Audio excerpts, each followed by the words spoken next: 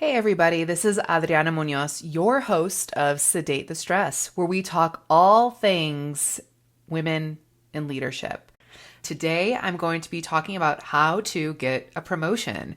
Maybe you are a technical expert and you're wanting to get a little bit more responsibility in your day-to-day job. Maybe it's not a formal title, or maybe you are ready for a formal title, whether that is a manager or you're trying to transition from a manager role to a director role. Here are a few different ways to make yourself stand out in those situations.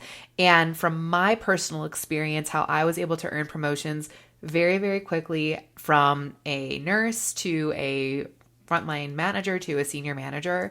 My story is kind of interesting. I did not think I wanted to be in any sort of leadership position at all. I was really happy with my bedside nursing role. If you are in tech, maybe you are programming or whatever that frontline role is. If you're an engineer, maybe you have some sort of frontline role in designing and whatever machines or processes or software that you're doing. And that's where I was. I really loved my day to day and I got really, really good at it. At that point, before I even got my first official formal leadership title, I had been in leadership roles influentially, but not many formal leadership roles. So my first sort of informal influential role was a preceptor for new nurses in the emergency room. And this was an ER in Chicago. And that's when I really started thinking that I like leadership, because I had the ability to not just direct people and help them figure out what was right to do, what was wrong to do, but also influence them to be really great coworkers too, to show them what teamwork looks like, to show them what really good communication looks like as well. And I thought that was where my leadership journey ended. I was really happy with that. And then in that ER, there was a pharmacist who tapped on my shoulder and said that I should think about stepping into formal leadership roles because that ER had a management opportunity available. And I started laughing because at that point, I'd been a nurse for a few years, but I was like, no, you're crazy. This is not for me. I do not want to do formal leadership. But I always kind of had that itch in the back of my head where I was like, is leadership something that I could do? Is this something that I really want to do? And at this time too, I'll do another episode on this. I thought I wanted to be a nurse practitioner. So I was very lucky. I earned a 100% paid spot into a doctoral nurse practitioner program at this hospital called Rush, which is great. And the further I got into it, about a year or two in, I realized that that was not for me. And so I took my credits and transferred it into a master's program. And this master's program had a specific focus on leadership and also navigating projects. And I fell in love with it. I thought it was the coolest thing to be able to implement change, to take data and align it with best practice and bring change and then get people involved in this change as well. And that is how I liked leading people. Initially, I was like, man, I really like being a project manager. And I took that sense with me when my husband and I moved from Chicago to Colorado. I started working in another ER. And within a few months of working there, one of the managers asked me to apply for an open management position. And that position didn't work out. I ended up transferring companies, but I started realizing that I must have some qualities that I exhibit to be asked to interview for roles. And then I didn't get these roles. I was like, what can I be doing better? And that is when I really started falling up into these promotional opportunities, because once I realized what I could be doing better, I was able to pair it with what I was already doing well.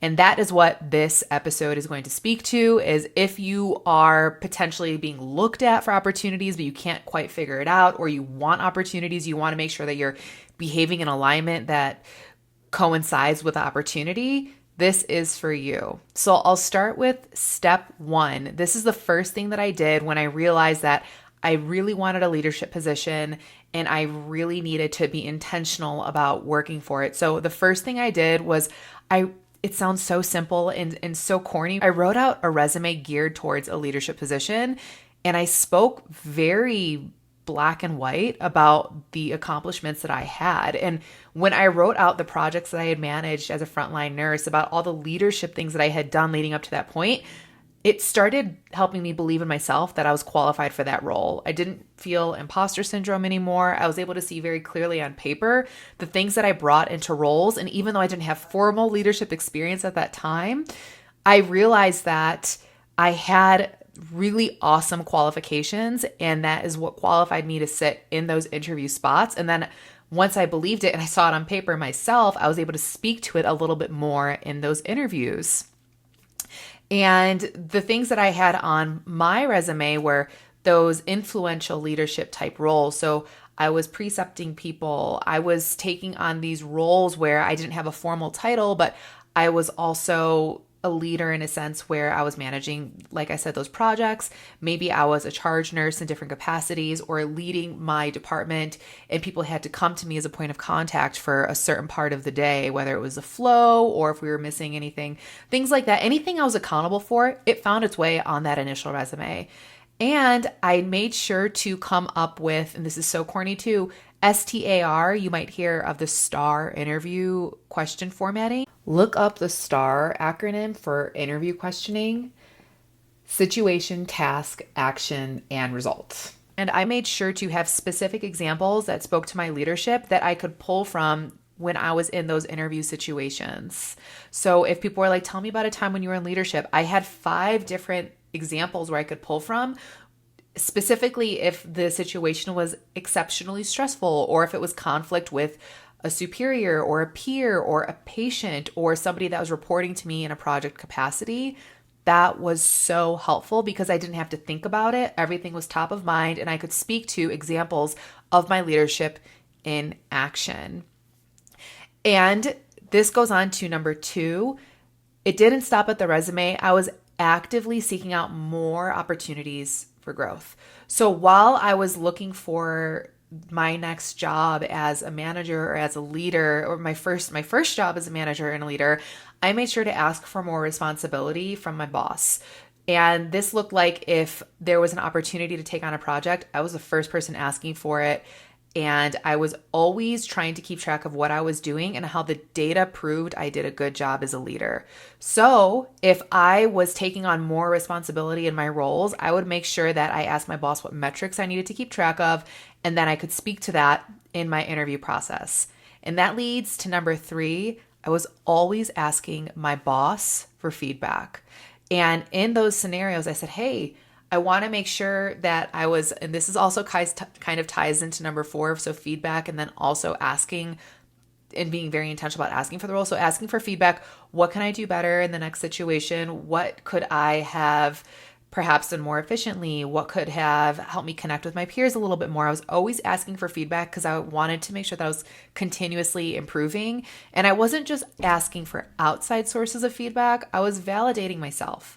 So at the end of the day or the week, sometimes every few weeks, if it was really busy, I made sure to write down things that I was really proud of that I accomplished. And it helped me keep track of things that I was doing well. Because if you're anything like me, I'm so self-critical, and it's very easy to overlook things that I do well. And that really helped me build up my confidence, and it helped me understand the things that I had natural strengths at. And that ties into number 4. During these conversations with my boss, when I was asking for feedback, I was also being very intentional about letting them know that I wanted a promotion. I let them know that this is something that I'm actively seeking out, and I asked them if they would be willing to support me as a reference because I wanted to stay, 1, within the company, but 2, I wanted to make sure that I had a really good relationship with them and not blindside them. Another thing that I did, this is step number 5. If I was applying for a role, and this is something that surprises me because I see a lot of people missing this, and this was so helpful for roles that I applied for.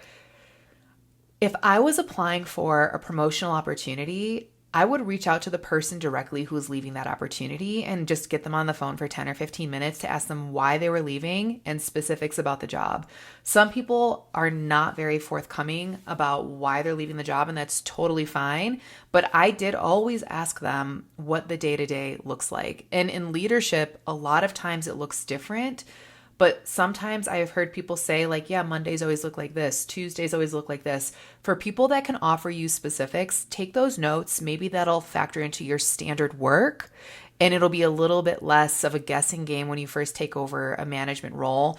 But I highly, highly, highly advise you reach out to people who are leaving the role if they're available, or people who are in adjacent roles to the one you're applying for, because it'll help you understand it a little bit better.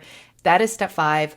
Reach out to people who are leaving the job. It could help you prepare for the interview a little bit more and give you a really good sense of the day-to-day, rather than the superior who's interviewing you for it. Maybe they don't know as many of the intricacies as somebody who's currently in the role. Here is my last tip. This is something that I wish I knew before I started applying for a management role. I knew that I actively started trying to be better at this skill when I started having a higher level of influence over more people that I worked with.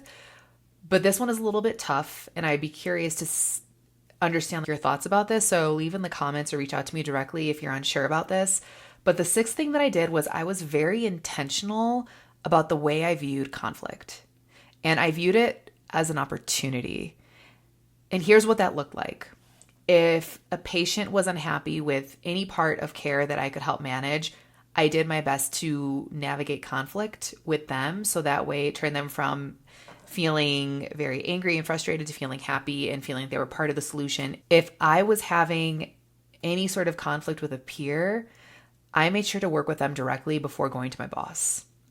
And before 2017, that is not something I did at all. I would go straight to my boss if I was having conflict. I had no idea how to navigate conflict resolution, when in reality, a lot of times those conversations start with me. And so what I can do in those situations and how I could resolve that myself. And so I took it upon myself to navigate conflict directly with other people. And if I couldn't resolve it, at least I had tried before I escalated it. And that helped me navigate conflict a little bit better before I stepped into management, because when you're in manager, people bring you issues all the time, and you should be able to involve them in some capacity as part of the solution. As uncomfortable as it is, no, even if it's something that you have to fully troubleshoot, you have to make sure that you get all the details from them. So maybe that's what navigating conflict looks like. And there will be several more episodes on conflict resolution. But if you are trying to get a management job, start looking at how you navigate conflict and how you can do it better. And I am proficient at this, but I'm always learning. And navigating conflict, it's going to look different for you and your role and the types of people that you work with and the types of personalities that you manage. But this is my 6th tip, and perhaps one of the biggest challenges is look at the opportunities you have to navigate conflict, because that could potentially be something you could put on your resume, or a situation that you speak to, and taking a situation that feels very cringy and unsolvable and turning it into something that is a win for the company and something that you can continue to translate into other areas of leadership. And those are my 6 initial tips about things you can start doing to look at leadership roles and how you can start approaching those interviews, those applications a little bit more systematically. If you have any other tips, please share them in the comments. Would love to hear.